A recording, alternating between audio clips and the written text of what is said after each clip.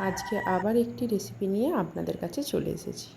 আপনাদের সকলকে আমার চ্যানেলে স্বাগতম। আজকে বানাচ্ছি ওলের একটা রেসিপি।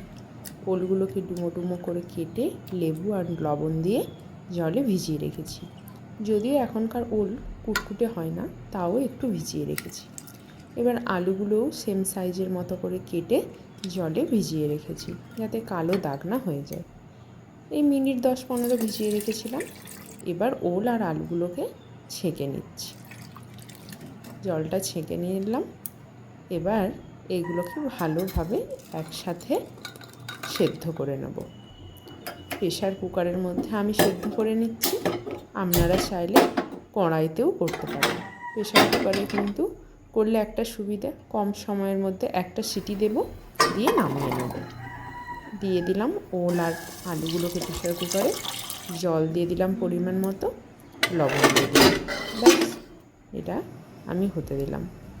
এবার নিয়ে নিয়েছি একটু চিংড়ি মাছ, কুচো চিংড়ি আমি নিয়ে নিয়েছি। লবণ আর হলুদ ভালো করে মাখিয়ে নেব। ভালো করে মাখিয়ে নিচ্ছি।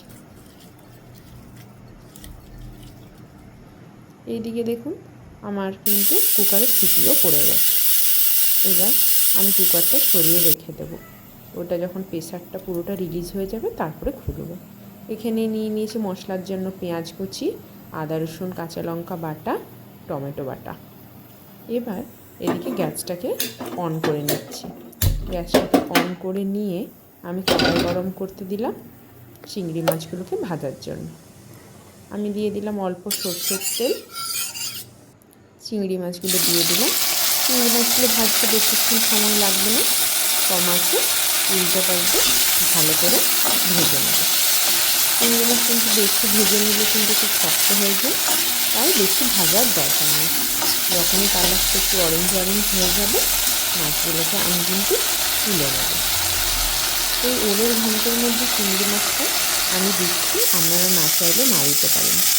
দিলে খুবই ভালো লাগে, কারণ চিংড়ি মাছ যে কোনো খাবারের মধ্যে দিলেই দেখবে আর স্বাদটা কিন্তু একটু হলেও বেড়ে যায়, তাই আমি দিয়েছি। এবার দেখুন মাছগুলো পুরো ভাজা হয়ে গেছে।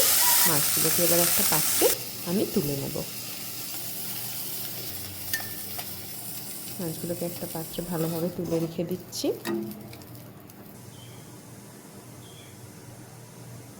ব্যাস, এবার ওই সেদ্ধ করে রাখা ওল আর আলুগুলোকে প্রেশার কুকার থেকে নিয়ে নিয়েছি। দেখুন, এখানে আমি যেহেতু চন্দ্রমুখী আলু ব্যবহার করেছি, আলুটা কিন্তু খুব ভালো সিদ্ধ হয়ে গেছে।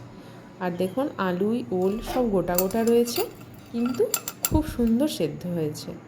আমি নিয়ে নিচ্ছি এখানে অলিভ অয়েল। এবার রান্নাটা কিন্তু আমি অলিভ অয়েলে করব।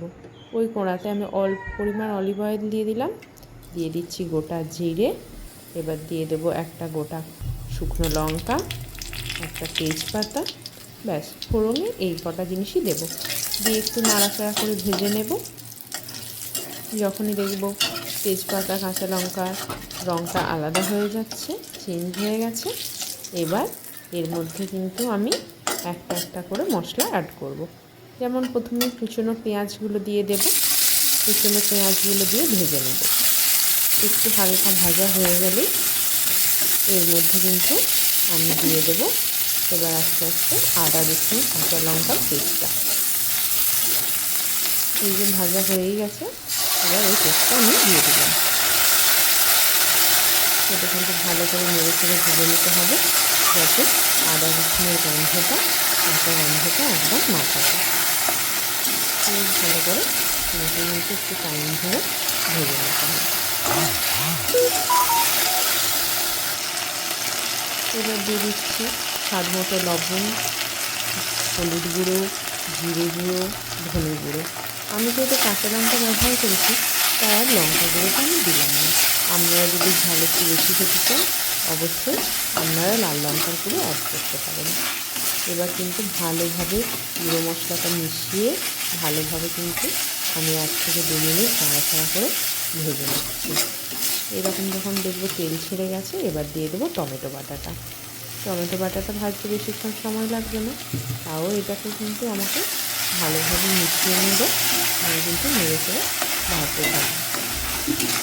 টমেটোটাও প্রায় ভাজা হয়ে এসছে। এবার কিন্তু আমি অল্প জল দিয়ে মশলাটাকে একটু ফুটিয়ে নেব। এটাকে এই যে ফুট ধরে গেছে, এটা লো হিটেই মশলাটা আমার ফুটতে থাকবে।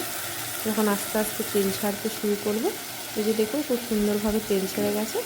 এবার আমি কিন্তু আমার মেন উপকরণটি এর মধ্যে অ্যাড করব। আর একটু ভেজে নিয়েছি, একদম দারুণ সুন্দরভাবে তেল ছেড়েছে দেখুন। এবার কিন্তু ওল আর সেদ্ধ করে রাখা আলু এই দুটিকে আমি দিয়ে দেবো। দিয়ে কিন্তু বেশ খানিকক্ষণ ধরে ভালোভাবে মিশিয়ে নিয়ে নাড়াচাড়া করতে থাকবে, খুব কষিয়ে নেওয়ার মতো। এটাকে কিন্তু ভালোভাবে আমাকে কষিয়ে নিতে হবে।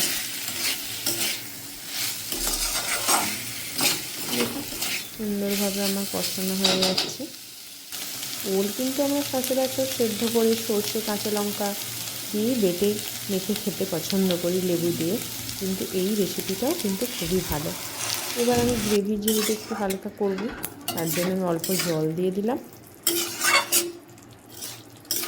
এই যখন সেই যে ফুট ধরে গেছে, এবার মাছগুলো আমি দিয়ে দেবো, চিংড়ি মাছ। আপনারা চাইলে কিন্তু চিংড়ি মাছের মাথাগুলো বাদ দিয়ে দিতে পারেন, বা চিংড়ি মাছগুলো ভেজে নেওয়ার পর একটুখানি কিন্তু ছোটো ছোটো করে কুচো করে নিতে পারেন। সেটা করলে কিন্তু আরও ভালো হয়। আর চাইলে এর মধ্যে আপনারা নারকেল কোড়াও অ্যাড করতে পারেন। আমার কাছে ছিল না নারকেল, তাই কিন্তু আমি অ্যাড করতে পারিনি।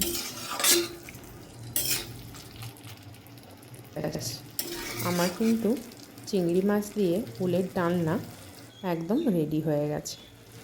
এবার এইটা একটা অন্য পাত্রে তুলে নেব। আপনাদের যদি এই রান্নাটি ভালো লেগে থাকে, আপনারা অবশ্যই লাইক করবেন, কমেন্ট করবেন, শেয়ার করবেন, আমার চ্যানেলটিকে সাবস্ক্রাইব করবেন, এবং আপনারা বাড়িতে কিন্তু রান্না করে এই রেসিপিটি খেতে পারেন। আর কেমন হলো অবশ্যই যদি রান্না করেন আমাকে কিন্তু জানাতে ভুলবেন না। আপনারা পাশে থাকুন, সুস্থ থাকুন, ভালো থাকুন, আর আমাকে সাপোর্ট করুন। আর কমেন্ট বক্সে অবশ্যই লিখে জানাবেন আপনারা কী ধরনের রেসিপি দেখতে চান, আমি সেই মতো দেওয়ার চেষ্টা করব। নমস্কার।